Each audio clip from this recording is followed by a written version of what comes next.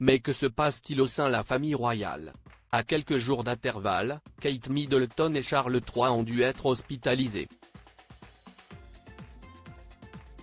Si la duchesse a subi une opération abdominale, sans que l'on ne sache vraiment pourquoi, le souverain a été opéré à cause d'une hypertrophie bénigne de la prostate. Contre toute attente, ils ont tous les deux choisi la London Clinic. Selon le podcast d'Hello Magazine, la famille royale se soignerait traditionnellement à l'hôpital King Edward VII.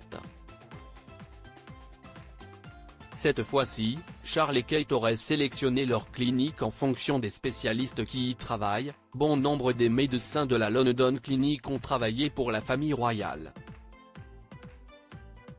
En effet, les animatrices du podcast Andrea Camano et Amy Griffiths précisent que les gens priorisent d'abord les spécialistes qui s'occuperont d'eux avant le lieu en lui-même. Discrets sur les interventions subies par le souverain et sa belle-fille, les conseillers n'ont pas non plus révélé qui s'était occupé de leur prise en charge. Néanmoins, Hello Magazine détaille que l'ancien médecin de la reine Elisabeth II, Sir Hugh Thomas, exerce aujourd'hui à la London Clinic.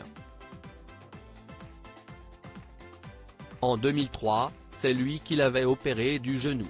Une intervention qui lui a même valu le titre de chevalier, remis par Elisabeth II des années plus tard, en 2021.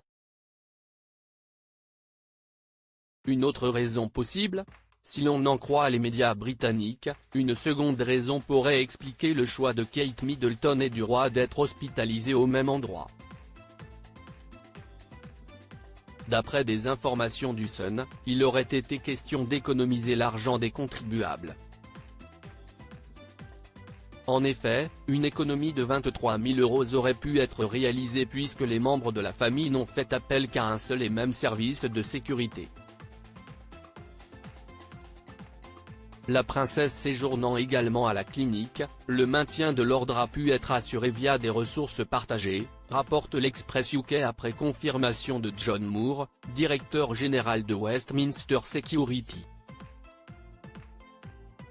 À cette occasion, le souverain avait rendu visite à Kate le 26 janvier, avant son opération. Ils ont d'ailleurs tous les deux quitté l'hôpital le même jour, le 29 janvier dernier. Kate Middleton, Elisabeth II, la reine Camilla, ses amies d'enfance.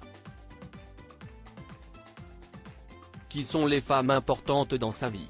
Article écrit en collaboration avec 6 médias. Crédit Photo, agence.